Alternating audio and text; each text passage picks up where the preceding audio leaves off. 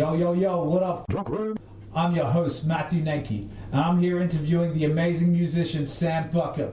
Come all the way from Lithgow, now lives in Melbourne, come during quarantine, and he just released his new single, Rearrange. How you doing, Sammy? I'm good, man. I'm having a swell time. Very happy. It's good to hear, brother. This is the best quarantine I've ever been in. Yeah, just so you know, we live together. This is our house. Yeah, so this isn't like illegal right now. And we're at a good distance. Yeah, we did that good. Yeah, I didn't even plan this. That wasn't designed. It's a fair go. Perfect. What? So you just released your new single, Rearrange. The film clip's out on Facebook and YouTube and all that stuff. It's out on everything. It's out everywhere. The YouTube channel's Sam Bucca. The Facebook one's Sam Bucca or sam.bucca.music. That's it. And Instagram, just look up Sam Bucca and you'll find it. You'll find me. The one that looks like me, except I got like the profile pictures of the Big Lebowski, the dude reclining on a thing. One of my mates, Tom, made it for me for my birthday. He's just chilled out. It's got my head on it. Oh, nice. Oh, what? Alright, so what got you into music, Sam? Oh, dude, you didn't know that was coming. No, you have to go right from. I want to hear right from the start. Your whole story, right. Real, the real story. All right.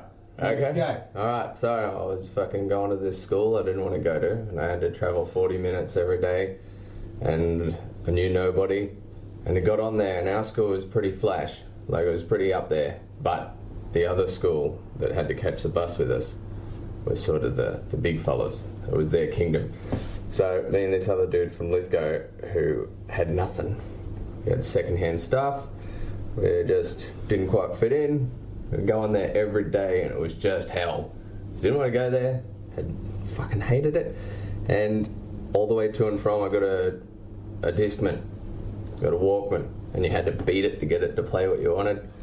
But I had Hottest 100 96, I think.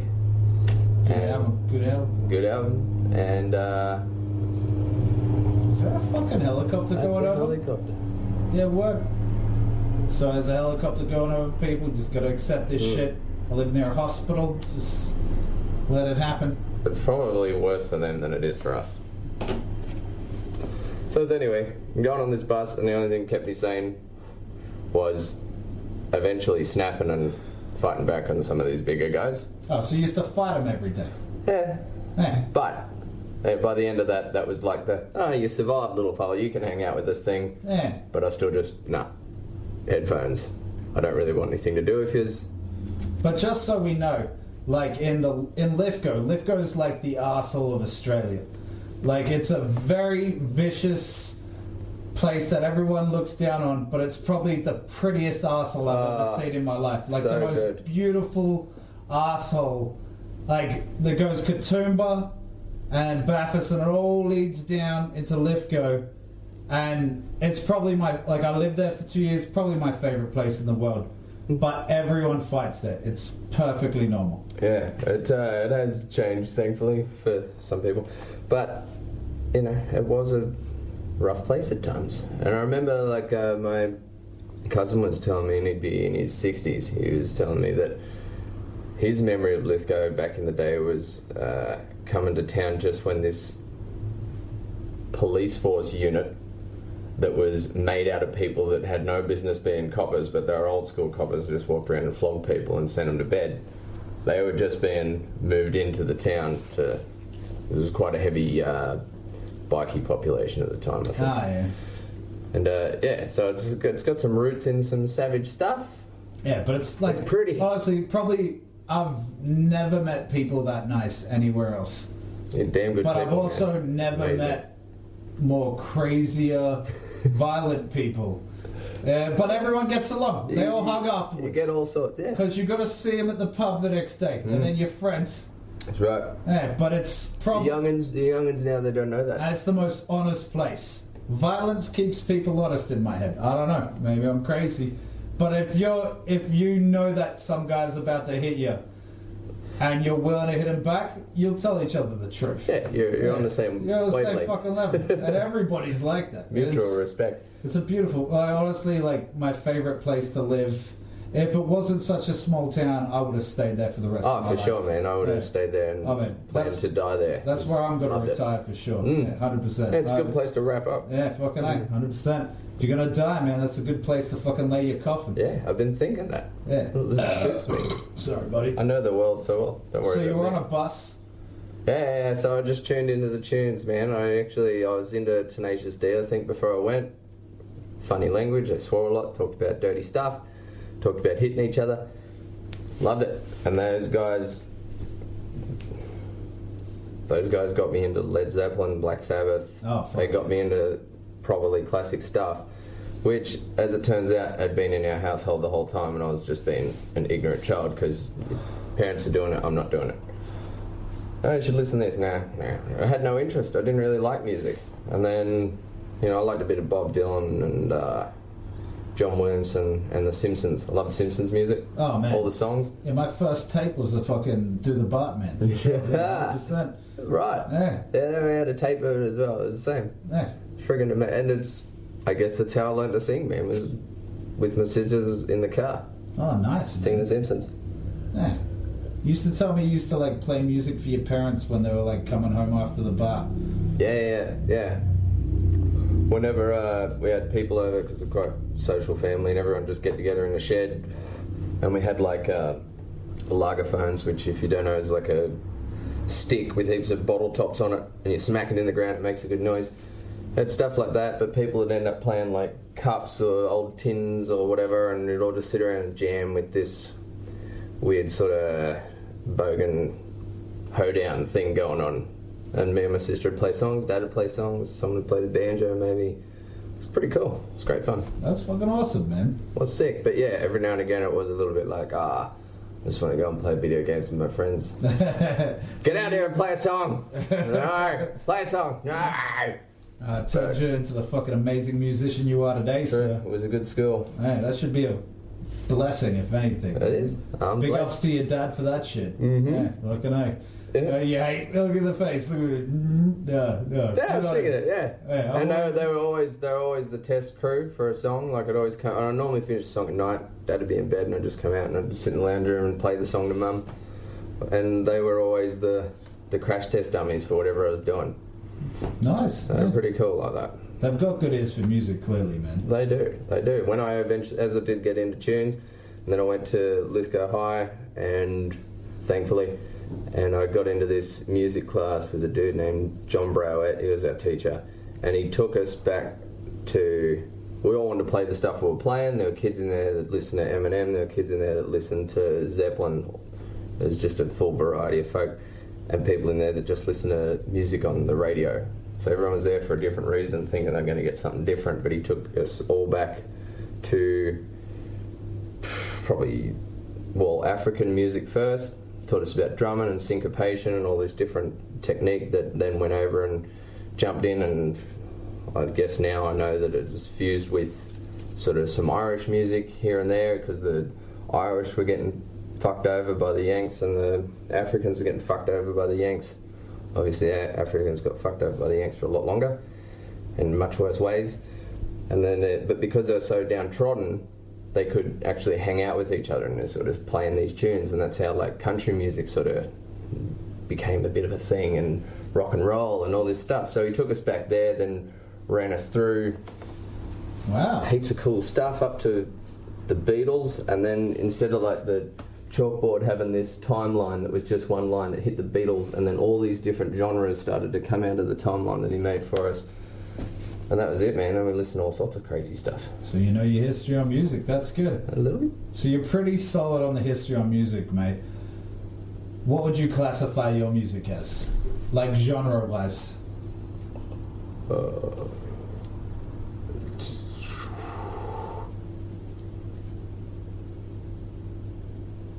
Poems. Poems? I don't know. No, poems ain't got music. I don't know. Yeah, they're just folk songs, I suppose. Yeah, I was thinking folk, man, but there's something different about it. Like I've heard your music. It's pretty amazing. Rearranged is the next level track. One of the first songs I actually heard you play was Uncaged, and I was in a house like in Lithgow, sitting around with a bunch of footies. We're all sitting around talking shit. Footy's like a football player, usually like drinking a lot, don't mind a fight, don't give a shit. And this guy walks into the room with his guitar and shit, sits down. He was welcome and shit. Like everyone kind of knew him. He sat down, pulled out the guitar, started playing a song, and everyone was like, what the fuck is this guy doing? Jesus, we're trying to listen to music here. And you played Uncaged. And every one of them, by like maybe the first verse, had shut the fuck up. And like full drunk footy guys, fucking redneck, just like, what the fuck? You're playing like this lovely music. Your hair was like green or something at the time. Yeah, right. Like, you had some fucking, everyone was like, who's this hippie? Like, that's what we were all thinking, who the fuck is this hippie?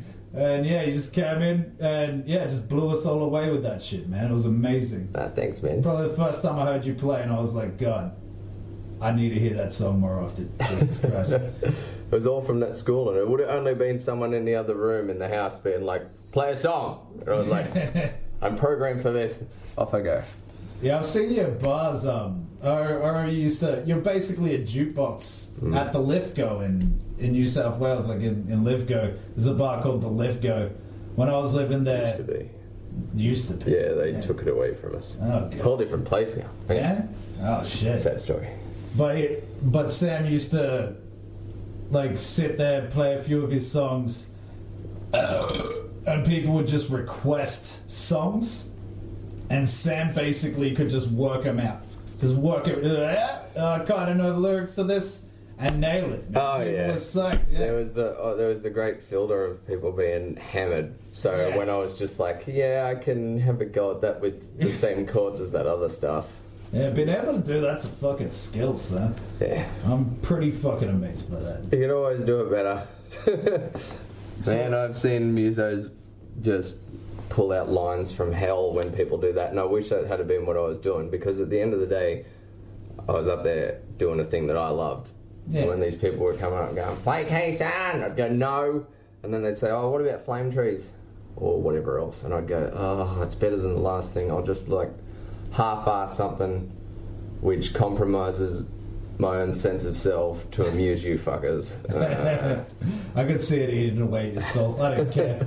I just wanted to hear you play Uncaged more than once a night.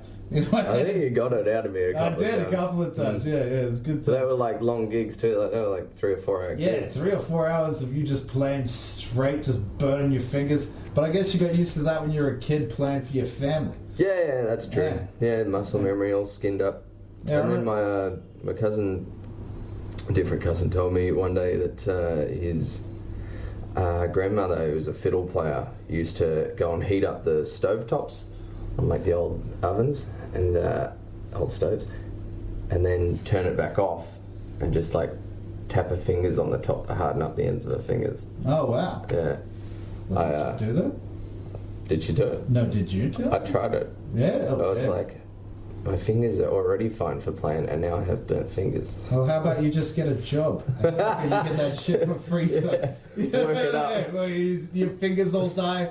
If you get a hard enough job, the inside of you dies also. Oh, yeah. You don't want that, though. No, that's what you want. That's when life's good again. No. You no longer care about whether you exist or not. But that happens on keyboards too, man. I remember I worked at the bloody State Debt for 2 months, and I drank more than I ever have.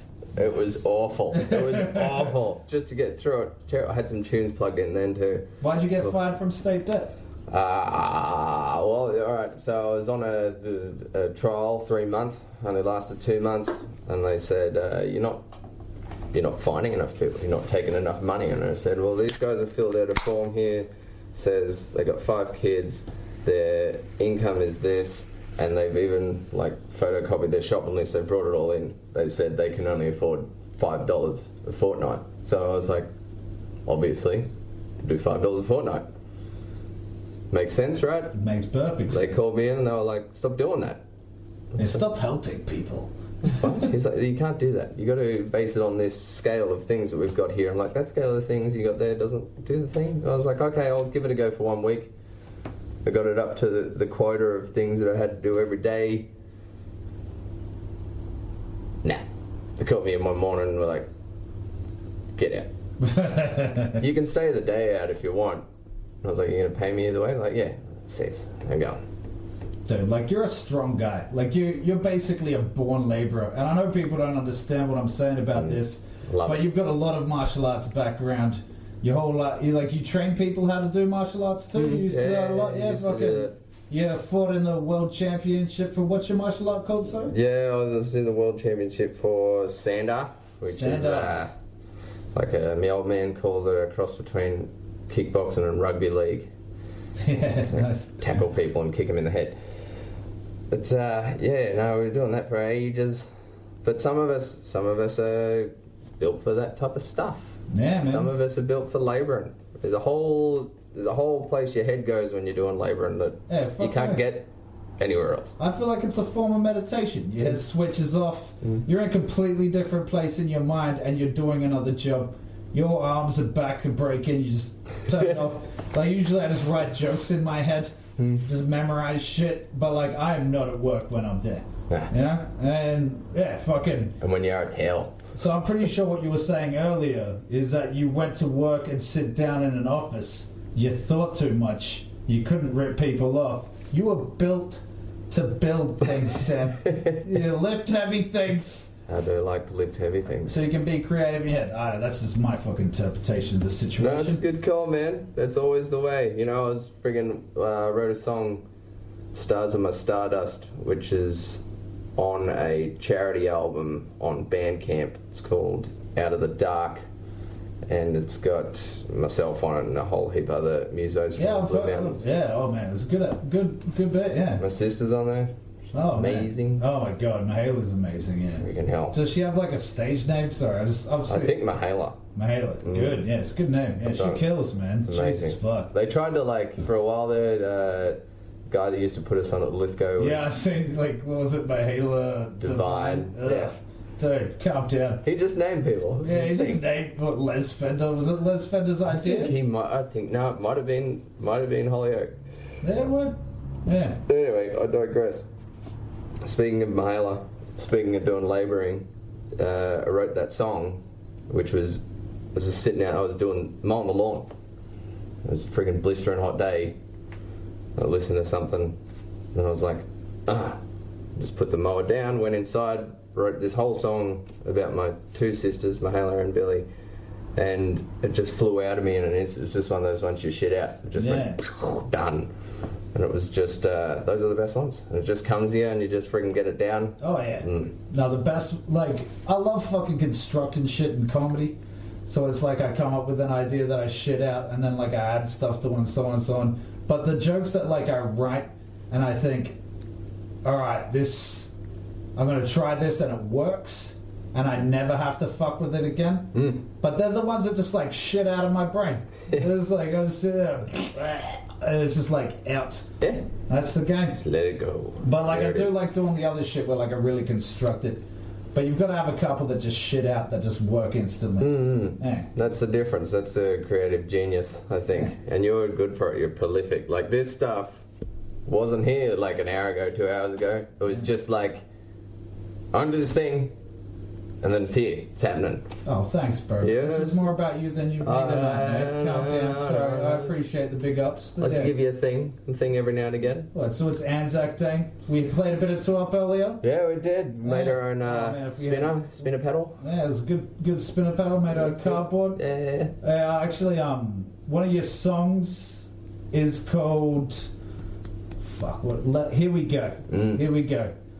I heard you play that at a bar on Anzac Day, and I teared up a little bit. But what's the history of that song, man? It's about the Anzacs. Yeah. But it's so detailed and really well thought out. How'd you research that shit? That's an interesting question. I don't think I've quite thought about it entirely before. Well, I've always had an interest in it. Ever since I was real little, I remember going to Anzac Day marches with whoever would take me at the time, but I often remember it being my nan and pop. And at the end of it, they might have bought me one of those $2 bags of army men, or at least in one incident I remember them doing that, so I say always. But then I'd spend the whole day playing in the lounge room with the little dudes, and in the background there'd be, Prime on Channel 7 and just be showing all the different ceremonies that happened on docos or whatever, and I guess just sunk in, and then as it got older I just kept, I always loved war films, but probably wasn't very good for me because I'm a sensitive soul. Wow. It freaked me out a bit, but it just always crushed me. I think that's what I liked about it, was that crushedness. I was thinking about it today, I was like, is this why I had an interest in this? Not necessarily why I like it, thanks. But it was like, this is so heavy, I can just feel it.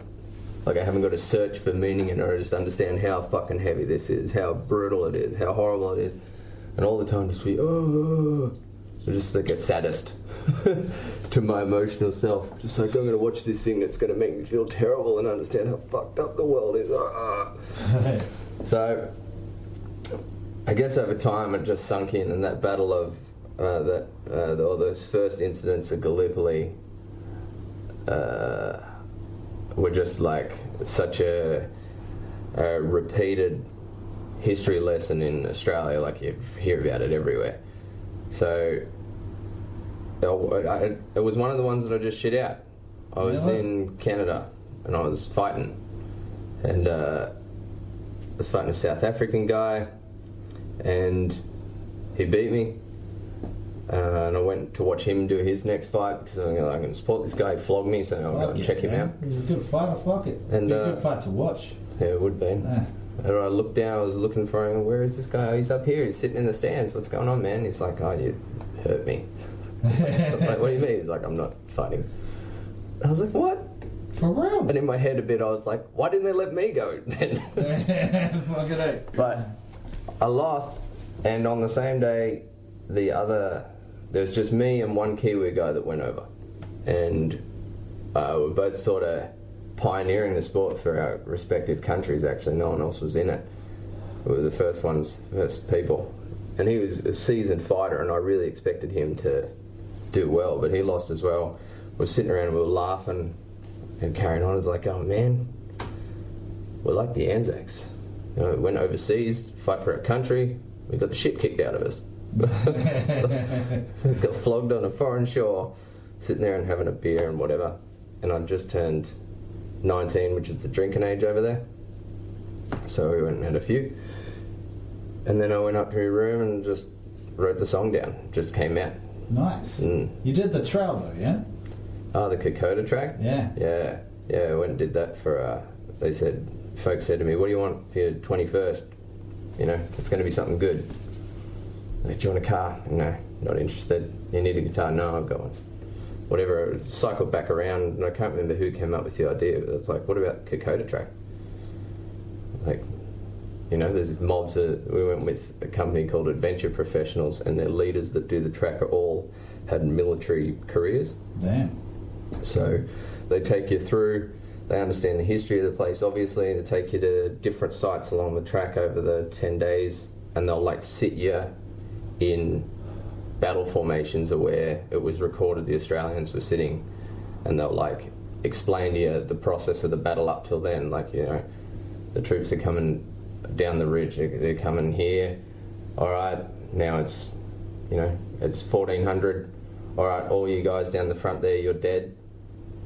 Well, the Japanese soldiers have now wedged themselves in between you and the guys behind you. You've got 3 people left out of your platoon. You've got 6 hours before the reinforcements come from the neighbouring village, which was pretty heavy stuff. But then there was really nice things, like they take us to a Papuan village, and we met the oldest living Fuzzy Wuzzy at the time. What's a Fuzzy Wuzzy? Fuzzy Wuzzy is a Fuzzy Wuzzy angel, and they're the only reason that Australia survived. Oh, right. So I was telling you, they were watching a thing on the telly. I couldn't remember how Australia won necessarily, but they were in a fighting withdrawal for however long, to the point that the very well disciplined Japanese troops ran out of rations and ammo, and they were over 90% of the way to where they were trying to get to, when the Aussies had just held them off for that long and that hardenly. But they had to go back. They had nothing. But the only reason the Aussies could do that was because of the Fuzzy Wuzzy. The Fuzzy Wuzzy they're just the indigenous people of Papua New Guinea from that particular area. And man, I was talking to one of we call them Fuzzy Wuzzy that were with us on our track, and they like it, and it's the thing that it's this continuation of the bond that was had, because we're both doing things that, our ancestors did. Yeah. So you got these 30 kilo packs, and like for me, training was easier. Just put on a big weighted bag, walked around Lithgow. Other people are from like flat lands in Queensland, and they like walked around carrying their shopping, so they were a bit tired. So these Fuzzy Wuzzy dudes that are carrying all the food and everything already would take their bag and just be like, right, I'll run ahead and just sprint off. And they can do this track in 3 days. Damn. They do it for a wage to just run back after they drop off the white people. Like, Wow. Yous are good now. Oh, shit. Run back home, they're tough. But back in the war, they were carrying out the wounded. They were running things to people. They were showing the Aussies how to navigate the bush there, because it's their land. They understand it the best. Fucking A, like the Aboriginals know Australia. That's it, man. They know it the best. But like, alright, so even if you're like a lefty or a righty, like, I don't think it matters. Like, if you don't respect the people that fight for your country, and like, even if you don't appreciate your fucking country as a whole, these people are just like your everyday people who've gone in, joined the military to look after us and fight for us. If you don't respect them, man, there's something wrong with you. If you don't give them like props or fucking respect, I don't care what side of the fence you're sitting on, man. Those people fought hard for us back in those days, man. And I tear up in the morning when, like, on Anzac Day where they play the fucking trumpets or whatever it is, and look, my views on war might differ, or like I don't necessarily agree with the whole idea of war, but fuck, man, like that shit, like I feel things, man. And anyone doing that, like same thing with like a cop, a nurse, a doctor,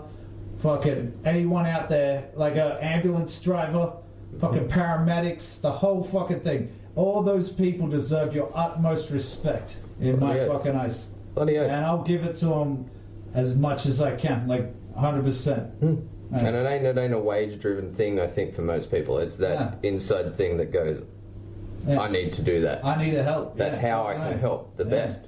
Definitely, man. Yeah. I totally agree, man. Nothing but respect, man, for all the people in those industries. Yeah, and even like, I've been thinking about this a few times. I know people that have got family that, were a part of the war. Like even my nan and her sister worked in Lithgow. They got a small arms factory where they made the rifles for the soldiers and still make stuff now. And she was telling me like it was her job to go to that factory, cold as Lithgow is, in a cold factory. Oh damn! In an era that probably didn't have heating or nothing, or fucking good windows for Christ's sake. Like Jesus. And like made a firing pin for a trigger. Sorry, just that piece of the gun all day. Yeah. So there's all those other people that, like, how many, if she's making just the firing pin, how many people does it take to build a gun? Yeah, God, so many. And then, so they're all in it too, and then people are giving up food and they're giving up clothes so people can get on. Yeah, I heard in World War II people were like giving up their medals to help build bombs and things like that, which is shit. Like, we don't want bombs and stuff, but like in that situation, like fighting the Nazis or whatever, trying to stop like someone from taking over the world or whatever. Like, I don't know. I'm not big on the history of the situation. All I know is like you can't buy a bike from around that era. No. Yeah, because of this, you can't buy anything metal from around that area that could be given up. And like anything that is still there is worth a lot of money. So if you watch American Pickers, you probably get this. Yeah. Who would have thought American Pickers would teach us so much? That's what taught me that. Yeah. No, I don't read much, but God damn it, I watch a lot of TV. It's friggin'. It's still ongoing, man. There's still people that are involved, like people that work at Legacy. One of my cousin's wives has just taken a fella who I believe his brother was in the Air Force and they crashed maybe somewhere in France. I might be telling the story wrong. But the whole plane got wiped out before they got to do what they were doing. And he just wanted to go over, because they never brought bodies back or nothing. He just wanted to go over and be there, try and find stuff, anything. So people like her that took this 90-something-year-old fella overseas to do this, there's a lot of unsung heroes about it, man. And it's got a lot to do with our country and its freedoms and all the rest of it. Yeah. It's today's a important day. It's a very important day, bro. I'm cutties that I can't go to a bar and play tour. You know, like, cutties. Like, it's like, and I only mean it, like, because it's like everyone gets together. It's got nothing to do with, like, the government taxing or anything like that. It's just, like, a bunch of people consider, like, I get why you can't do it all the time, because there'd be knife fights. Like, people would be fucking stabbing each other regularly, but everyone's on this, like, level of respect and appreciation. We're playing this game that won't get taxed. Like, it's just a special day, a special game. Day. You'll have some drinks. Anyone in the military or like the Navy and stuff like that are getting fucking free drinks at the bar. It's like a beautiful time to fucking respect the people that work hard to protect us. Truly. Thing. And like, man, like if I think my life's tough at any moment, and like it has been, and I'm not saying like all pain is valid. I'm just saying those people went through so much, worked harder than any of us ever could. Like we're like, think about like workplace safety and shit like that. Like at war, there's none of that. These people are walking around, their feet are going moldy, they're getting scurvy or whatever. I don't know if scurvy was around at the time, but yeah, just fighting for us, just each day, and dying the for stuff us. You don't see, man. Like we looked at that. You looked at that telly today. I was enjoying my doco, not thinking two things about it. Looked across. There's a shot of these guys. There was one guy who's sort of presenting, and next to him were these guys that obviously had been there for months, and their eyes were just... Yeah, you see the real in their eyes, man.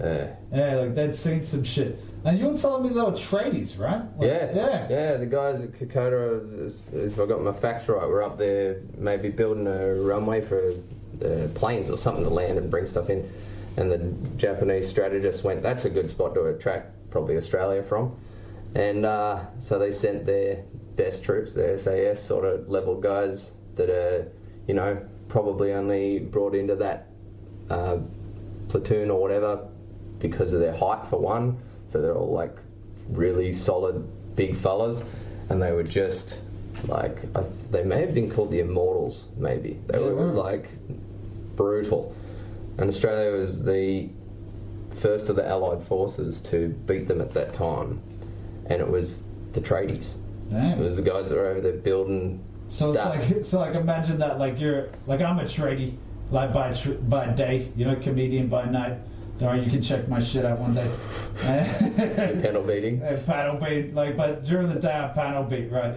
Now, one of the things I couldn't imagine is me sitting there fixing a car, but for some reason, at the start of my apprenticeship, someone taught me how to shoot a gun and run a distance. You know, like, you can run this distance, you shoot this gun, this is how you aim, this is how you load. Like, I couldn't imagine, and then there's me panel beat for like 6-7 years. Oh. And then all of a sudden they're like, all right, Matt, there's people coming to kill you. Here's a gun. You know how to use this. We taught you that one time. We taught you that one time. Go for it. You know? And they held him off, man. Bunch of fucking... Bloody oath. Yeah, because, you know, trays. And, like, that's the thing. They went to that place. Like, they were doing what they could to help. They went, this is a skill that I have that I can use in the war effort. Yeah. And then they had to be the thing. They had to be that creature. Yeah. And, like, Fuzzy Wuzzy know that. Yeah, fucking it's an amazing thing being there with them. It's just, like, such respect. Like, I can't imagine. When we met that old fella, he's so old, man, his hand felt like, because, you know, I was taught to shake hands. Not squashing you on hand being a tough guy, but you shake their damn hand. But I was like, this dude's brittle. Like, I don't know how old he was, but I think someone said 100 or something. Jesus. And I like grabbed his hand, and it was like an old tomato. Like if I had it pushed in any harder, all of my fingers would have went into his hand, and all of his skin would have come out. He was just there, just after doing that crazy stuff. And the equivalent guys, our Anzacs from that time and that place, are getting around here still too. Like Jesus, yeah, man.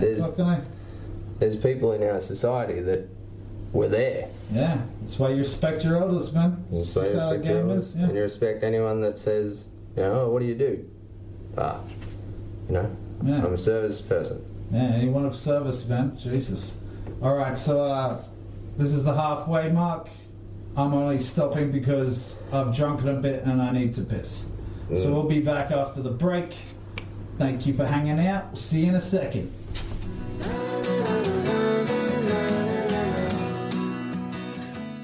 Yo, yo, yo. Welcome back to the Drunk Room Podcast with your host, Matthew Nenke, and special guest, Sam Bucca. What's going on, Sammy? Make some noise. I'm just seeing if this is magic. It is magic. Is it?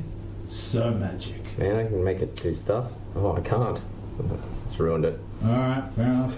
Oh my god, that's going to come up if we put some shit in the green screen for sure. Yeah. Oh god. Well, we chose the green lighter for a reason. Our cigarettes light magically, that's what happens. It is. When we're together, magic just happens, man. It does, but it does. Alright, so what do you think of the Melbourne music scene? Like, are you enjoying it? How you dealing with it? Yeah, it's like everything you ever wanted when you were little, You just go out anytime, see anything. You don't know what it is half the time. Just go to a place where you dig the people that are there and hope for the best. And if it sucks, which it doesn't often, you just go somewhere else. You can even go to the next room probably and watch something else. Yeah, like the next bar. Yeah. Yeah, even if you don't even know if there's music going there, just go there. Just go and check it out. If you've got like an open mind to music, like, you appreciate every genre. Totally, man. Yeah. And like we've been, when I come down the first time just visiting, you took me to Bombay Rock when it was open. Oh my god. Best bar ever. Amazing. Oh my god. Man, if you just don't know about Bombay Rock, it was like it was a bar. It had maybe 1, 2, was it 2 stages? Like upstairs, downstairs. Oh, they had the 2 downstairs. Oh, they had 2 downstairs. Did they? No, it was just I got one. mad. Just one downstairs, one upstairs, massive upstairs area. Had like an arcade in there. Probably like run by the best bar stuff on the fucking planet. Unbelievable, man. Looked after everybody. And they made you feel welcome. Constant live music. Yeah. You know what used to be like around back in the day, like in the 70s, and all like the famous bands from the 70s used to go down there. Yeah, I heard. It closed down and it reopened again. Was it like it was getting managed by Asher, like really fucking amazing human being, very good at managing bars. She was killing it. I think like I have no idea why it stopped. Like it seemed like a bad idea for it to stop, but I guess it was just like noise. I don't know. Like, well, yeah, what do we know about it? Yeah, I know nothing. Yeah. I know nothing. I just know it was amazing. Like I went in there and they gave me those participation shots. Hey, just like you're not a drinker. Not a drinker, so I get like a little shot of apple juice so I could still clink. Yeah. Play the game. So nice, man. And like that's where I met everybody. That's where I met Casey and of Noodle Productions. Yeah, what? And the whole scene just That's an amazing scene. Like the music scene in Melbourne is excellent, man. Like punk rock, even hip hop. Like remember when you met that like Fresh Violet chick? Yeah. Fucking, we hung out a few times. Like yeah, man. The hip hop scene's vibing really hard down here too. But like super into punk and fucking folk, man. Dude, like you play me some acoustic guitar, Jesus, I'm a melt, motherfucker. Yeah, man. Yeah. It's pretty unbelievable. And there's just, as you say, if you got an open mind, you can go and find anything. Yeah. Because I love punk people. It's just who I would vibe with most of the time. But I was talking to a woman the other week, and she said, the other week, have we been in quarantine for weeks? Yeah, it's been about 3 or 4 weeks, maybe last couple of months. And she was just at this pub, we were playing pool and stuff, and she come and we went and sit with her, and she said the bar next to us was this amazing jazz joint. And it's like, I don't think I've ever been to a jazz night before, but why wouldn't I? I'm in Melbourne. Like, why wouldn't I go and look at all this stuff? Like, I haven't probably been to a hip-hop night before either, but I'd go. Because there's no doubt that you're going to have a good time if you can just sit there and take it all in. So, what's your favourite bands in Melbourne right now? Like what? Well, the ones that you've seen. Like you can't jump on like all bands. Like maybe you're gonna bump into like a band that's pretty amazing eventually. But like right now, the bands that you've seen that you're really loving, what are you holding down? Well, I remember the first time I seen these guys, and you'd give them a good rap beforehand, and a mate of mine from Lithgow that plays in a few other bands had talked about him too, which is I Have a Goat. Oh my god, yeah. Oh my god. That was a good time, man. The first time I seen it was just, I don't need to go anywhere. Yeah, man. He plays like it's a big guy and he plays naked. Like full naked, no undies, guitar, got a drummer, one guy playing guitar, one drummer, and it's amazing. Yeah. Like I could just sit there and listen. Like I could listen to every one of his songs on repeat for fucking days. Like everyone. Like please don't take my car. You fucking with me. That gets sung around the house a bit more. Dude, I sing that regularly. Yeah, I love I Have a Go, man. Hey, okay, and I've met them. Like amazing people. Like okay, nicest people. Like I met the lead singer Simon before I'd heard him play, and we were just hanging out having beers and or like I don't think he was drinking, but he was just hanging out with me. I was drinking, yeah, right. And sometimes he'd drive me places, but we'd just talk shit. He'd just like hang out, and I was like, man, you're like the loveliest guy I've ever He is the loveliest met in my guy, life. Yeah, like ever met. And he's like, dude, I'm playing a gig. You wanna come see it? And like I'm new to I'm new to the scene. Yeah. I have no idea what's going on. I go watch him play his music.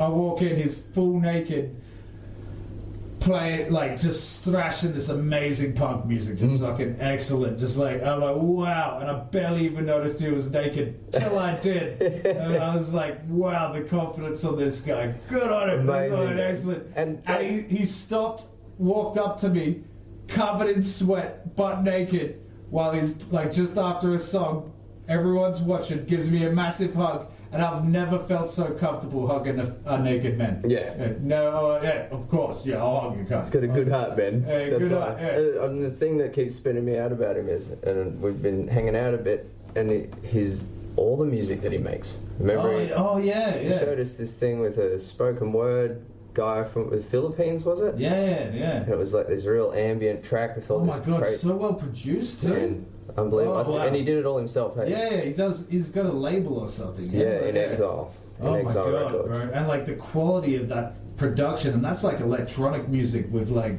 yeah, wow, it's amazing. It is. It stopped us in our tracks. Hey, I'll probably get him on this podcast. Like, he's so shit, man. He's got such a yarn, doesn't he? Oh man, he's a good guy to talk to. Talk shit for us. Yeah, fucking good guy. We won't get too much into it because I'll probably get him on here. And now I've frothed him substantially. I better move on to someone else. Yeah, alright, so we got probably the same weekend, the same month, because I was down here doing a bit of a crash course with you and checking out Melbourne before I moved down, and it was just who else did I see that night? I had heard about these guys for ages, and only in their abbreviated name or their big name. Oh shit, give me a second. Alright. Yeah, we're good. We're good. But that was Australian Kingswood Factory. Oh fuck yeah. Yeah, oh my god. That was nuts, man. They were playing what's that tune? Is it Devil's Right Hand? Yeah. And I walked into the bar and everyone had been talking about him. You got to see these guys, you got to see these guys. And this red light was hitting Lindsay in the face, and he's just screaming his face off. And I'm going, man, this is like everything that I friggin' looked for when I was like a teenager, man. It had like that Aussie pub thing going on, like AC/DC, but with like living end level talent and just ferocity. Man. The three of them's just nuts. Oh my god, yeah.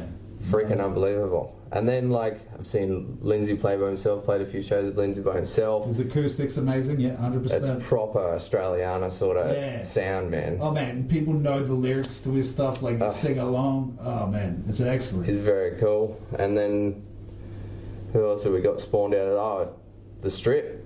The Strip, yeah. Oh, my God, the bass player from Australian Music Factory. Chris is on it. Yeah, plays bass in that band, and oh, my God. Yeah, I didn't know, like, he was telling me about it. I followed it on Facebook before I heard it. You know, I was just like, I knew it was going to be good. Like, and he was, like, telling me about it a lot, like, oh, my God, this is good. We got a mad female vocalist for the lead singer. We got everything. It's gonna be fucking sweet. And I was like, all right, oh, fuck it, let's check this out.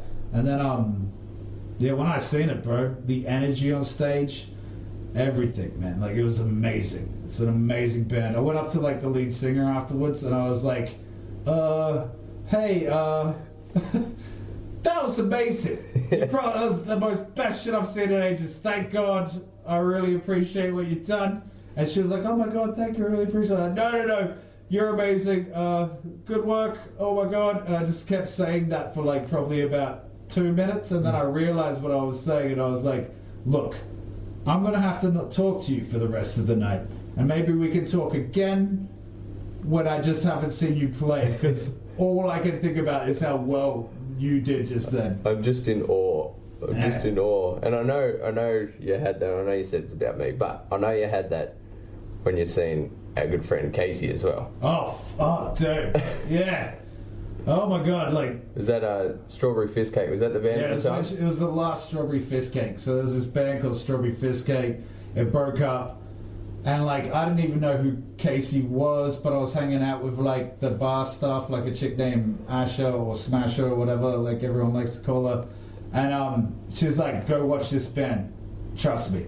Go watch it. And, like, I'd seen Casey around, and I went in there to watch the band, and holy crap, you know? Like, I don't know, I love female vocalists singing punk. I don't know what it is, from Brody Darley, from fucking Distillers to onwards, like, but she was excellent. Like, and the speed and everything, oh my God, like, she nailed it. And then I heard it was their last gig, and I was like, what the fuck? And this is how I met Casey.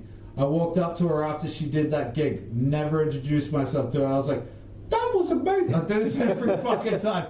Every time I see a band that just blows me out of the water, I'm like, that was amazing. I really like that. You're an amazing musician. How can I hear more of what you're doing? And she just handed me these 2 stickers, Strawberry Fizz Cake.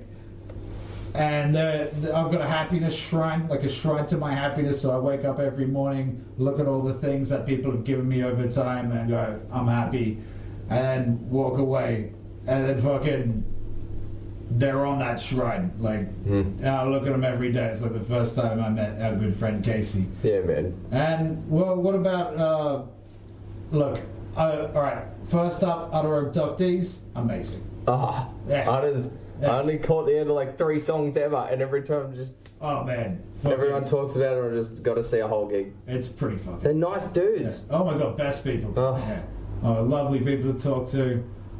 But, yeah, I know that them and a couple of people from Strawberry Fizz Cake have blended together, and I heard some rumors going around in the grapevine, Sammy. Mm-hmm. And I heard you getting a trial. What's the deal here? Yeah. I'm getting a try. I'm going to the tryouts. What's the band called first? Dick Laser. I know it's amazing. I was egging you in to say it. They're so good already. They're so fucking good. And like, say, I've just heard, like, I've seen Casey play, and I'm always loving hearing her play. I like her acoustic stuff, and everyone talks about her at the front of a band. And I hadn't got to see it, ever. And now, with Dick Laser, I get to. Yeah. And it's just so much fun, man. Oh, dude. So fun. They look like they're having the best time on stage. Like, everyone in the band is just happy. Yeah. Happy that they're there. Just... And also amazing music. Fucking... I can't So get cool, enough of man. it. I wish I could like explain it. Like I feel like I need to sing it. And I'm like, but I wouldn't do it justice. This is my like what am I? Like that's and just them having the best fucking time. Amazing vocals, amazing guitarist, bass, and drums. And they want another guitarist. And So tight. Yeah. Yeah, they do, and it's a tall order, really. Like I'm chuffed to go and have a jam with him, and I'd love to be the guy for the job so I can join in on the fun. Like that's the main appeal. They look like they're a proper band. Like they have amusement between themselves, which is for themselves, and I want to be a part of it. But I'm also very respectful of both their music and how I treat myself. So if I go in there and I know I'm not pulling off the job, and I know that I can't pull off the job, I'm going to do the right thing and just go, love you as nut. Mind you, if I can keep up with Jenny on the guitar, yeah, man, the dude I would love to. Next level. He's bro. nuts, man. And I was watching. I can't remember the name of the song, but I asked him how he's doing this thing, which is like this weird. It sort of nearly comes out of like this hillbilly rhythm. He's doing it on the guitar, and I can't explain it. But I said to him, "Dude, how do you do that? How do you do that thing?" He's like, "You just got to wobble." It's got to wobble. What does that mean? I'm like, okay, that's so cool. So I'm freaking hell keen to go to the tryout. Oh man, no, man, I've been egging this on for a bit. As soon as I heard they were thinking of you, I was like, yes, please. Oh my god, like they want to play with you. They all love your shit. You are shit. Fucking amazing, though, bro. You fucking your thanks. music. I know you're not gonna just like, yeah, I'm amazing, but you are. Yeah, you like if you get a chance to see Sam Bucca live, for fuck's sake, I would do it.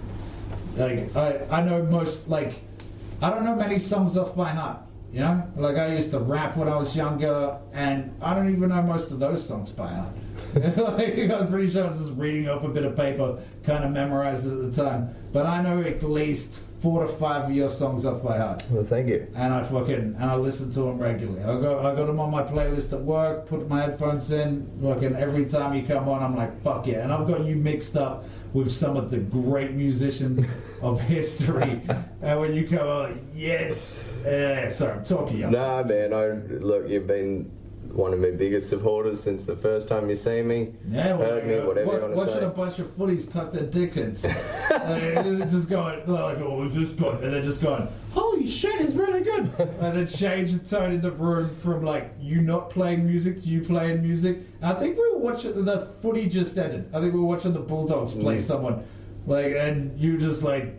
You just come in, just like, like I don't lie. When I first seen you, I was like, "Who the fuck is this hippie?" But I'm pretty sure you looked at me the same fucking guy. I did, man. I looked at you and went, "Who the fuck is this homie?" Yeah, I was like, "Yo, what up, dog?" I was like, "Here you go." I swear I see you. I remember like when I first moved to Lithgow, I was like with like a bunch of people, like at one of my friends' houses, and you lived across the road. And like I think you pulled up in like a Echo with this other chick I know now, Dice. Yeah, of course. And, the little car. Yeah. And you just got out, and like I'd only just moved to Lithgow, and what I was gathering mentally is like we had to be cunts. Like, I was just like, oh, we've got to be cunts here, yeah. So like you're like, oh fuck you, like you talk, testosterone. Yeah. Just solid testosterone. You got to adapt to your surroundings, and I was like, all right, this is who I am. And I learned quickly in a split second. Like that's not what we're doing. I was like, you pulled over in your car, you got out of the car, Dice got out, you were walking here, I was like, oh, what is it? Weird hair, you pussy. And one of my friends just elbows me in the side. Like one of the guys like I was hanging out with, he's like, not that guy. And I was like, what? And he's like, no. That guy will fuck you up. And I was like, really? Yeah. And I was like, he's so skinny and he's got purple hair. Seriously, that's the toughest guy. I'm pretty sure. Not the toughest person getting out of that car. Like, no, Dice would have kicked my ass too. But you just looked for a second, you went, what? And then I would have like continued. He was like, bump me, and I was like, oh, Cut it out. sorry. I was like, but like the truth is, I was like, a little part of me's like, I hope I meet him again in person and I could see how tough he is. Yeah. But we just got along too well. Straight off the bat. Yeah, we've wrestled. We've wrestled. We've had to be Fucking- pulled apart because our wrestling's real wrestling. Yeah, that's it. Stop doing that. It's causing a scene. Oh, and fucking those big guys just coming late on us. Like, stop it! You're hurting each other. No, No, we're fine. Stop late on us! You're hurting us! Yeah, you're hurting us. Yeah, fucking hell, we're having fun. We're just going through grapple to grapple, trying to fucking take each other out. That was a really good night. That was a good night. It started in an afternoon. I think that's why. Yeah, we're doing those wizard things and like lift goes so like they'll ride up. Yeah. We couldn't have them inside anymore. We're all out the back, just like Jesus. This is getting pretty big. How long can we do this for? How reinforced can we make these cans? All right, so like, how's your solo music going? Like, it's always going. What's the future you're shooting for in that situation? I just want to be able to play all the time, man. Yeah. Like, I just want to be able to play all the time, and I think that means that the performance part's got to be upgraded. Like, there's a fair bit of stuff that I could pull off at home. Like, if I was laying down a track, I probably could play some bass to fill out the sound a bit, or play some sort of simple drums to give it a bit of rhythm, because not everyone can hear rhythm, as it turns out. Yeah, you've got to give them something they can follow, sniff it out. Yeah. And but to do that live, need more people. Yeah, so what, you looking for like a drummer and bass player or something? I'm always looking for a drummer. I've got my dear brother bass player back at home, but I don't foresee him being within playing range of me for the near future, so I'd love to have some other people on the job. But the drummer's so important, man. The drummer's so important. Definitely, man. You gotta like vibe with each other. They've got to be able to be someone who can play soft. Like, if I'm in a band with a drummer that can't play soft, I'm instantly annoyed. Yeah, because it's such a simple skill. And they've got to be the person, like, it's got to have that relationship where they can accent the bits you want them to accent, not just accent that beat because it's the fourth one in a row every time. It's got to work out. So I'd like to be able to be in, probably has to start there because I write all the stuff, and then I'd have to be like this dictator dude, which is not my strong point, but I suppose I'm going to have to learn that. Yeah, definitely have to work that shit out, yeah, especially. Play the guitar line. And it's also hard to go to people and be like, don't play what I'm playing, but play what I'm playing, but it's got to sound like what I want it to in my head, which I can't explain yet. Yeah. It seems like a lot of work stuff. It'll be fun. Yeah. Oh. Jamming. It's all jamming.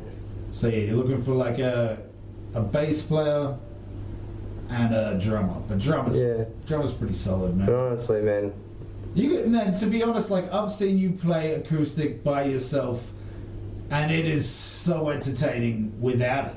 You know, like, I know, like, to push forward, to like get it out into like to make it the way you want it, you need more. But like, dude, I love your acoustic shit in general. Just you with a guitar. I won't drop it. Singing. Yeah, that's the thing. Like, this creation, whatever it be, it'd have to be like, you know, the previous band, Convicts. It's like a past project, but all the stuff come out of what I was writing. But now, if it was to exist, I guess it'd have to be Sam Bucca and the Convicts. But that'd have to be all that hard grunge stuff I was playing at the time.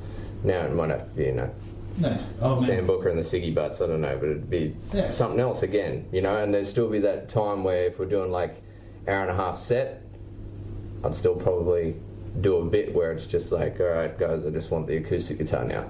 Yeah, well, you got that flow through the night, I suppose. Yeah, I actually have a friend, Sinead BC, right? And like, when I first met her, she was playing like, I was doing this comedy gig, but it was like a showcase, like a vaudeville kind of thing. So you'd have like a like tap dancer, burlesque dancer, like guitarist, singer, and then like a comedian, which was like the hardest shit to follow. Yeah, dude. Like, you just should wait first. Yeah, it was like, just put me up first next time. Like, even after the tap dancer, for fuck's sake. Like, people are fucking, like, you get a tap dancer up there, and I know the tap dancer. She's amazing. She's been in one of my sketches before. But she would just smash it, like just solid talent all the way around. And then I'd get up on stage and go, so I'm going to talk about my penis? I'm going to say some fucking shit about my dick? Or dolphins are fish. Yeah. And people just like, dude, bring the fucking naked women, tap dancer, or amazing female vocalist and guitarist out. But like, you just have to really work hard for it. Oh, yeah. Yeah, fucking, I forgot where I was going with this. I think we were just talking about your friend Sinead. Sinead, yeah, word. But, yeah, so when I first seen her, she was just playing by herself. And then I went and seen her, I think it was like a couple of months ago before quarantine and stuff like that. And she'd gotten like a bass player and a drummer. Yeah. It was slow, but like, it just elevated it. Mm. And it was already amazing. Like, she's an amazing musician, like voice. I couldn't pay, use like same kind of music, same kind of love. Like, I did my first hour of comedy, and I thought it would be like a bright idea to like get her to play music beforehand. Yeah. And even though we've done this vaudeville a lot of times, like, I was like, no, this is gonna be fucking great. I want to get her involved, and she'll like get everybody like paying attention and shit like that. And I also got like this amazing comedian, Billy Stiles, to MC it, who's just generally, this is my first hour, like I've never done it all in one bit, and this dude had solid, tested, amazing material. They both smashed it. Like, and not only that, like, so like I'm like about to do fucked up, non-politically correct jokes. Sinead almost made everybody tear in happiness. You know, like, it was like, I was standing at the back, like, losing my grip. I was like, that's amazing. She's got this song about living in a small town, and like a little tears forming from my eye. I was like, oh my god. And then Billy Stiles opened it with like this amazing comedy routine, like, that he does. And then he got up and he was like, now welcome to the stage, Matt Nenke. And I was like, I'm like, dude, I'm gonna have to wait until I'm a lot more famous before I can do that. Bring like an amazing fucking singer up first. But yeah, her stuff's like brilliant. It elevates it. So like, it'd be good to see you play with a drummer and a bass player. That'd be excellent. Oh man, I'll play after you. Yeah, no. When we're famous enough, you play before me a little bit, and then heaps afterwards. And I'll be on stage without a microphone because I've got a terrible voice for singing. Yeah. I'll just be mouthing it off in the background, like just singing and dancing on stage with That's you. a way better gig. Yeah, it's gonna be dope, man. It's gonna be dope. Alright, yeah, so I think that's pretty much the run, man. Wait, one more thing.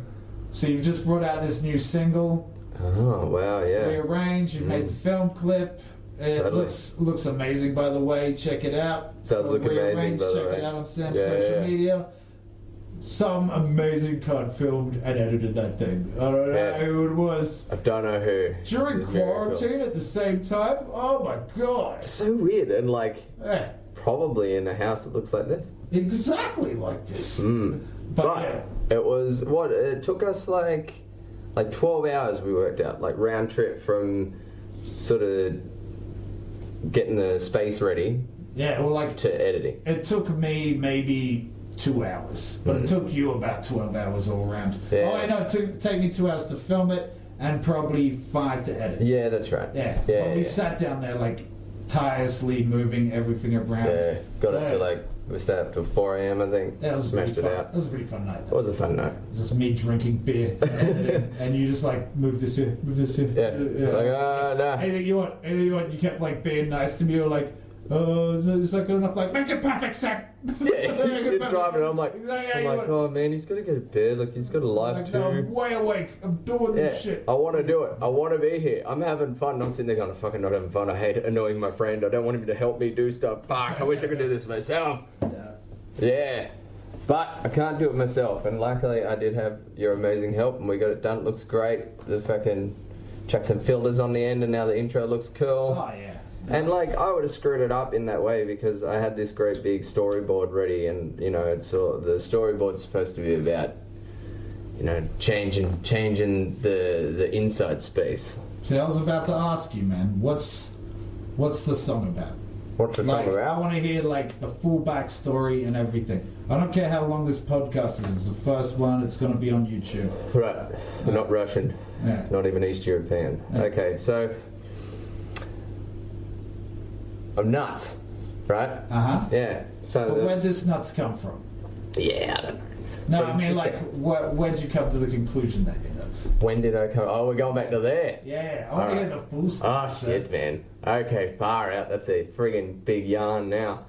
I want to hear about the cop thing. Okay, are the cops in it? The cops are in the end. Okay, we'll get on that. Yeah. All right, so I was out having a bender. I don't know how many days it was. I don't know what was going on, but I know I was at Macca's in Lithgow, which is on the highway. It was daytime. It was in the morning.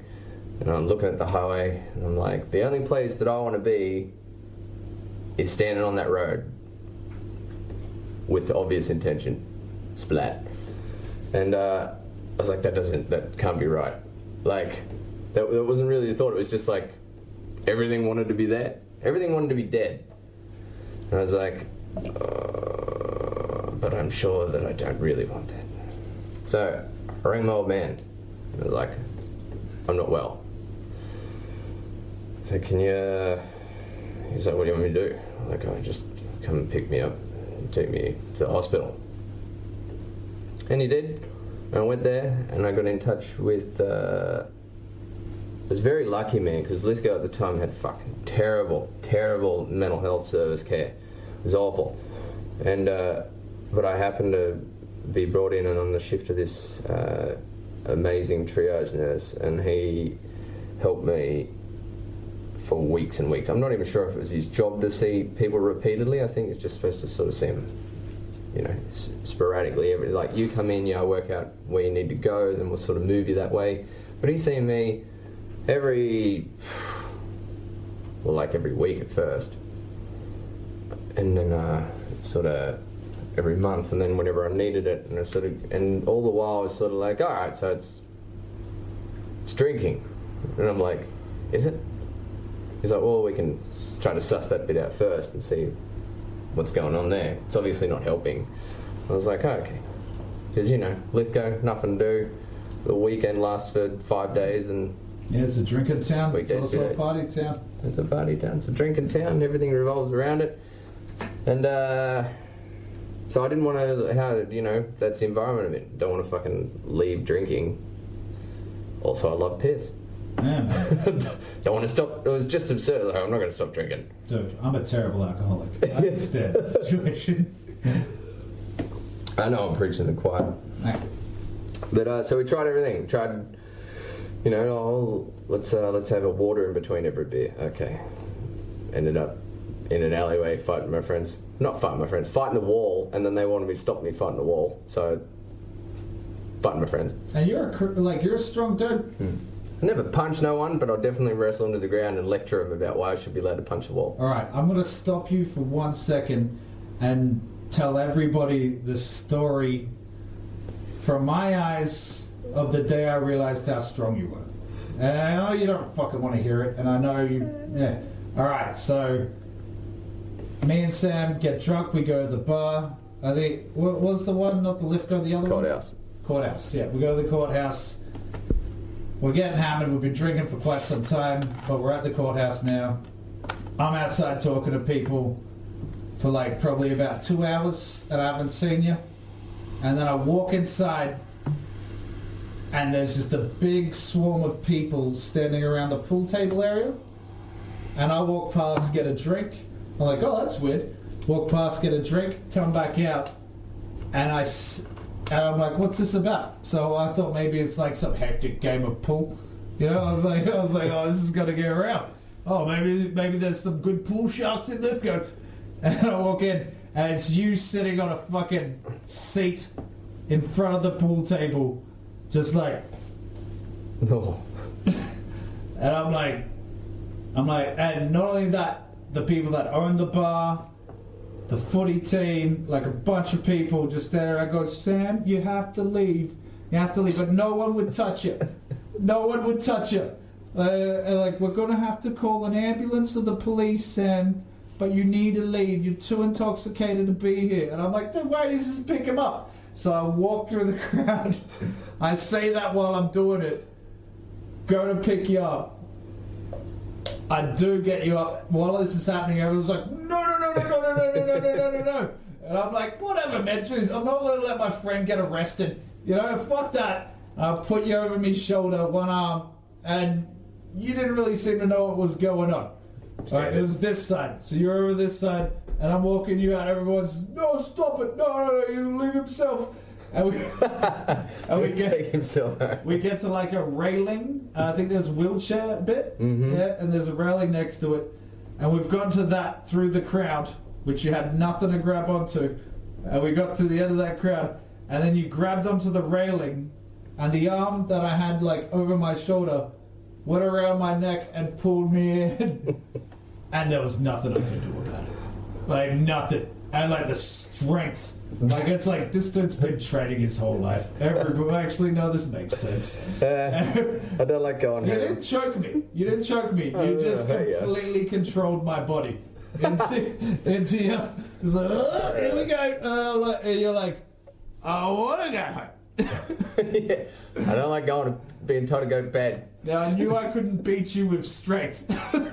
And like, look, we've wrestled, we're alright. But I mean, like, at the time, you blank dog in your brain, just like full, like but it didn't seem like much effort for you because I couldn't move you. And I'm like, Sammy, we're gonna have to go home. Yeah. And you're gonna have to. I don't want to have to fight you or nothing. But if I have to stop you from getting arrested, Sammy, I will. I'll lose.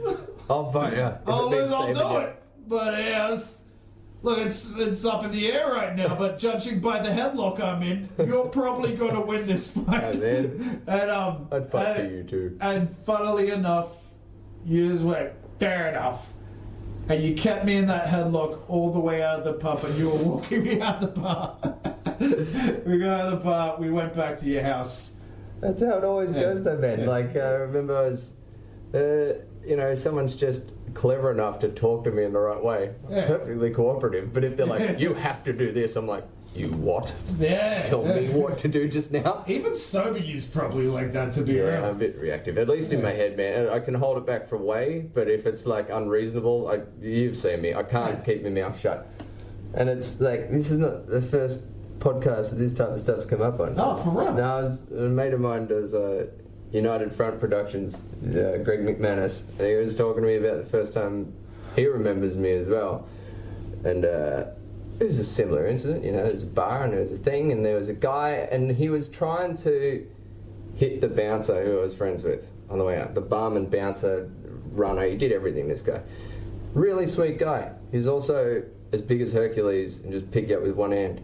And he was good at calming me down too, because he'd just grab me and just be like, there you go, little fella.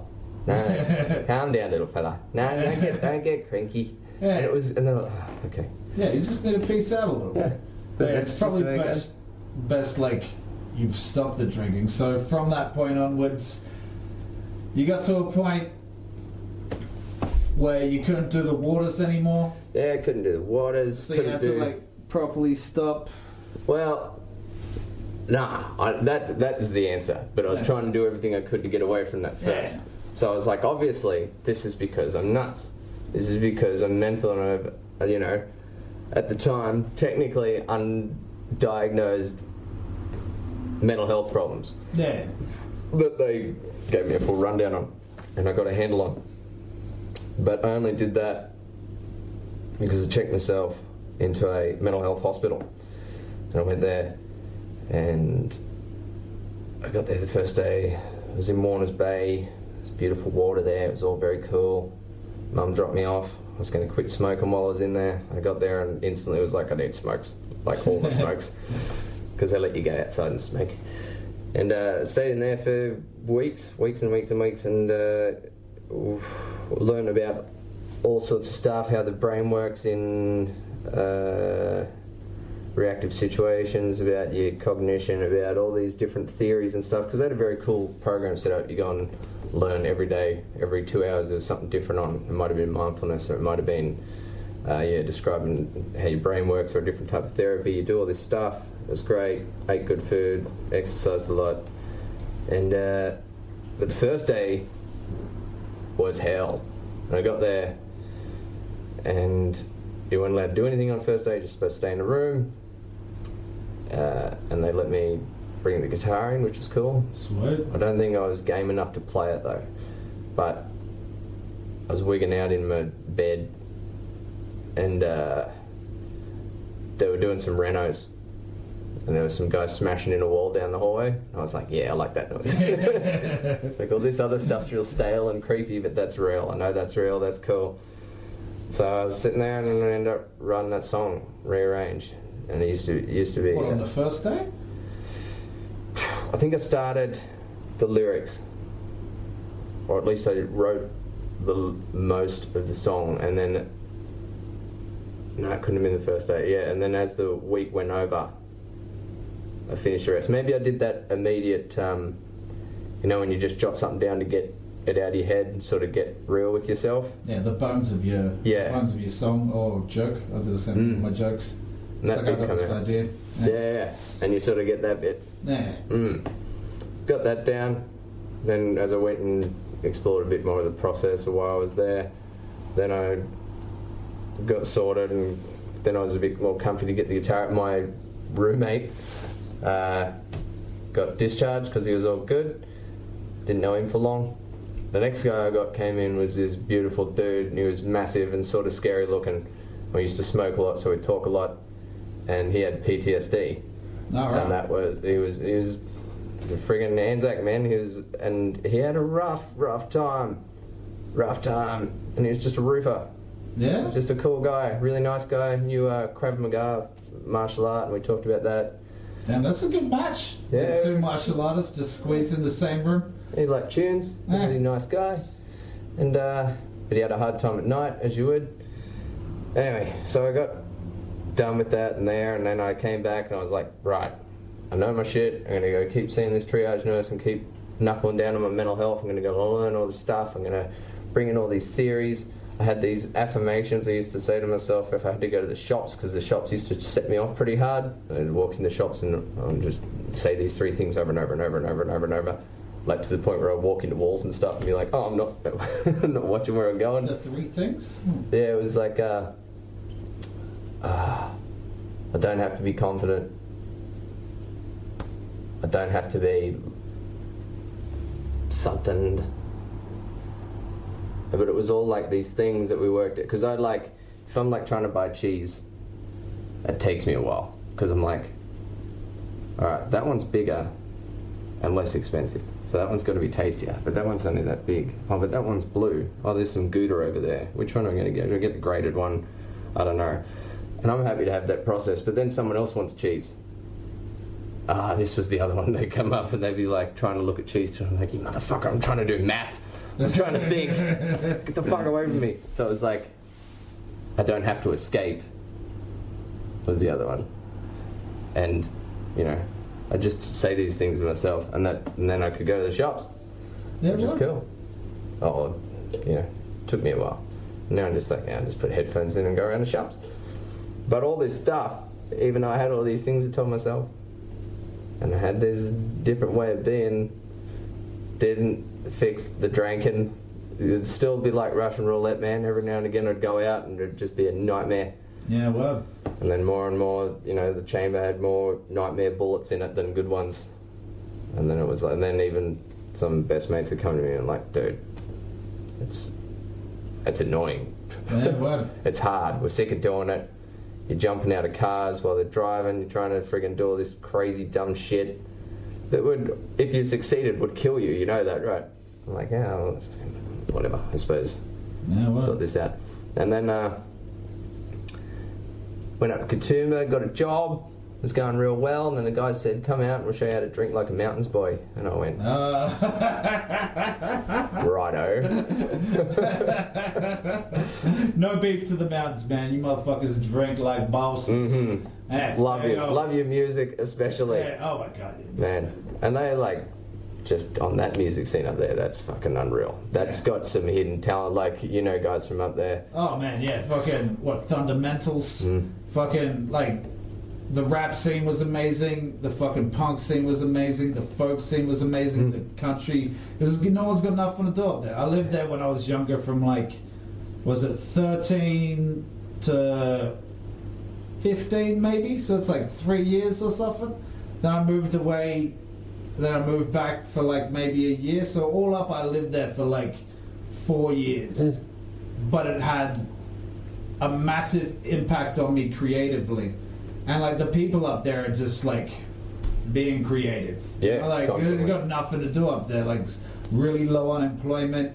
It's probably, I think like at the time when I was young, the liquor land was selling more alcohol than any other liquor land in Australia.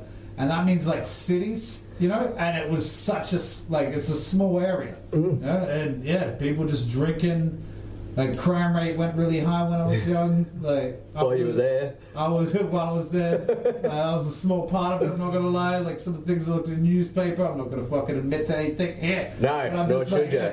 I'm just saying, I get it. But I mean, like, there's not much to do, so you do what you can. Yeah, whatever you gotta do to entertain yourself. That's right, man. Like, and we like, skateboarded heaps. Yeah, and like our friend Dice has got like her art going up there now. Oh my God, her art is so amazing too. Eccentric Possum on our Instagram. Yeah, check it out. And it's Eccentric Possum. That's the type of, it just breeds all type of art. Yeah. Whether you, even poets, you get like some drunk guy at the pub who just spin you a yarn. You're like, I did not ask for this. Yeah. Go away. Yeah. Or there's the other people that just live creatively, that just walk around doing weird shit all the time. Yeah, you don't even think about it when you're there. You're just like, look, I'm just creating things, I'm just doing things. Next thing you know, you're playing at the bar. Next thing, like, alright, so like I seen Fundamentals, like the hip hop crew. They're amazing if you haven't checked them out. Check out Fundamentals. Dude, just YouTube them or Google them. Like, they're excellent. Come right up. Like, also amazing people. Jess One, Tucker, Morgs. All my friends in fucking high school and shit. I used to skateboard with Morgs.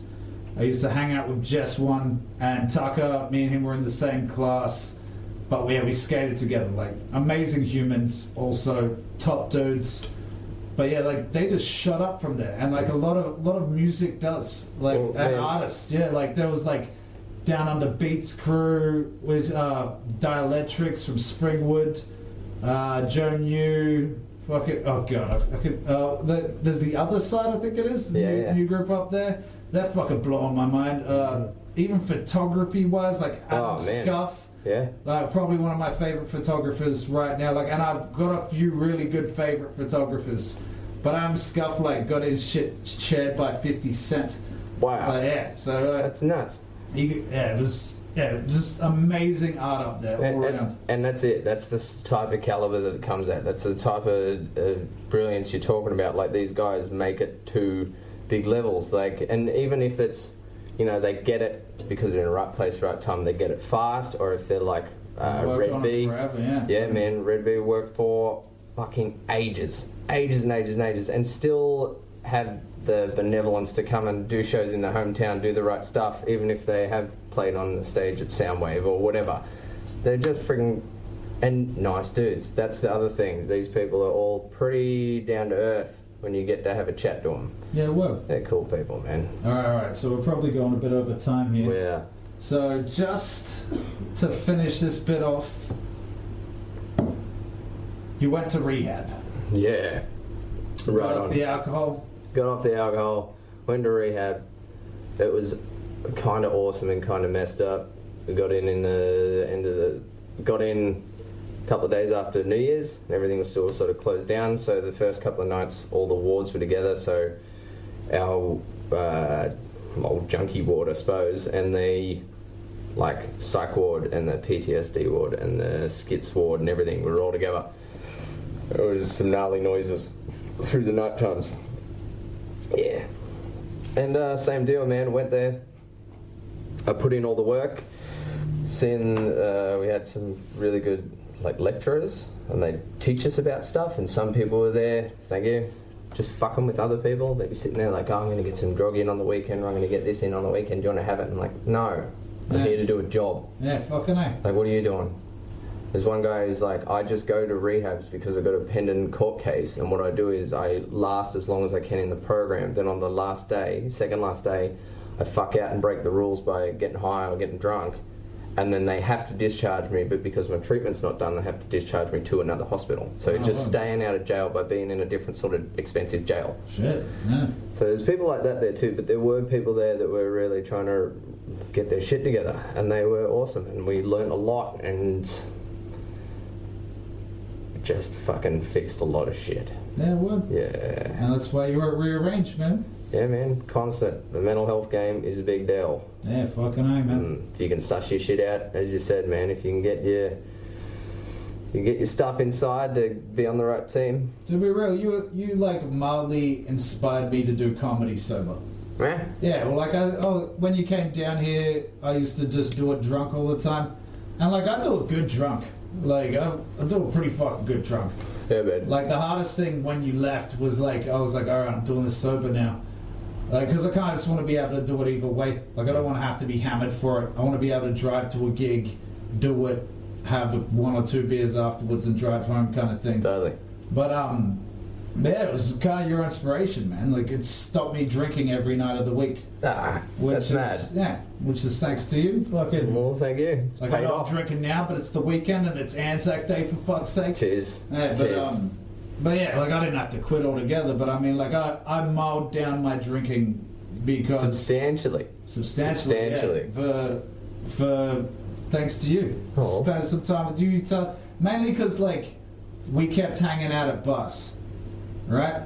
And you could still socialize and be normal at bars, which used to be my biggest concern. I'll be at a bar, like, I could easily do the comedy sober, but it was like being at a bar and talking to heaps of people, I felt a little bit of anxiety about. Totally. But after probably about 2 months of it, I was fine. That's it, man. Yeah. And that's the thing. I was like, I could talk to anyone. Yeah, Most of us will do that because we're just like, I'm in a social setting, I'm a bit anxious, and bit of grog kills that down. And most, like, I don't know what percentage of people, but most people can do that. Yeah. And then small percentage can't.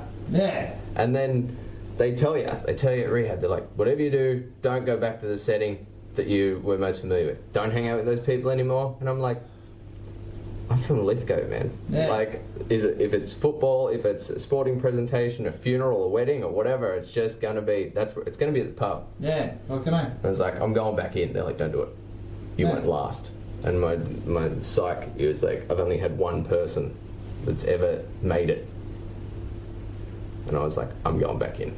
Yeah. My friends are there. You fucking made it, man. You made it. I made it. You inspired me. Now I go to bars sober. Yeah. Which is good because now I can just talk to anyone sober. Mm-hmm. I don't feel anxiety about it. Give it a little bit of time. Go through your anxiety.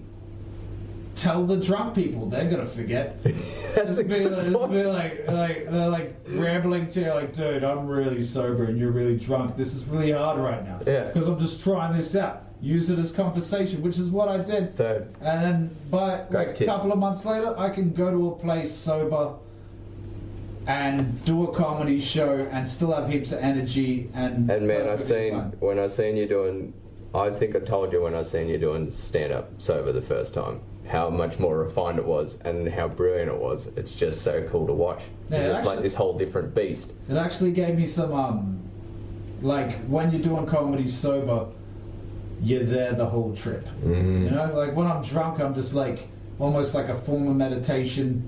I know what I'm saying and I just say it. But like when I'm sober, I'm like, that bit didn't get laughs. Yeah. That bit needs work.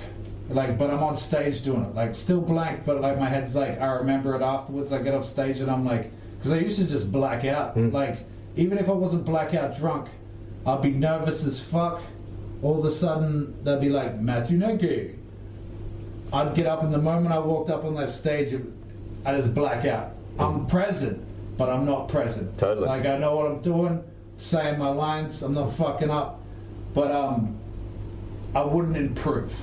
Is the problem. Like, I wasn't improving. I was just like, you know, and then the moment I start doing it sober, I'll be like, this is all getting laughs, but this bit's not getting as much laughs. Add a few more punchlines, either explain that more or cut that out completely. Yeah. And that You was can kind of- recall the whole thing for a bit of reflection. Yeah. Whereas, like, even when I was playing gigs hammered, like, I could have had the best time ever. And still, I'm the same as you, man. Like, when I'm having a really good gig, I'm not there. Yeah. But I do sort of remember it. But, you know, back in them days, I have people saying stuff to me like, you know, you fucked up my music stand. It wasn't even my gig. I'd just be messing up people's shit. Or, you know, be on stage and do this thing. I'd be upset before the gig, so I'd drink extra, and then I got, like, Brother Tom saying to me, like, you were just, you know how you're, like, supposed to talk between a song? It's like you were just ranting for, like, 5 minutes at a time. I was like, I thought it was really funny, but it's not. Yeah. It's just, I remember that shit. I thought it was funny. Yeah, you definitely need but to once vid again, that. I was a massive supporter of, like, your problem alcoholism. I was worried when we started hanging out when you were sober. I was like, is this going to be the same? Like, because everyone else was like, Sam needs to stop drinking. I'm like, he needs to drink more. Like, push him over the edge. He still ends up round. Yeah, and then you ended up fucking being perfectly fine and fun to hang out with when you're sober too. That's it, man. You got to do it. Alright, we're going to wrap this thing up. So, thank you for watching. This is way too long. I hope you got to the end. If you did, check out Sam Bucca on his social media. We went through it at the start, so you pretty much know. And, God damn it, I hope you have a good Anzac Day. Peace, peace. Or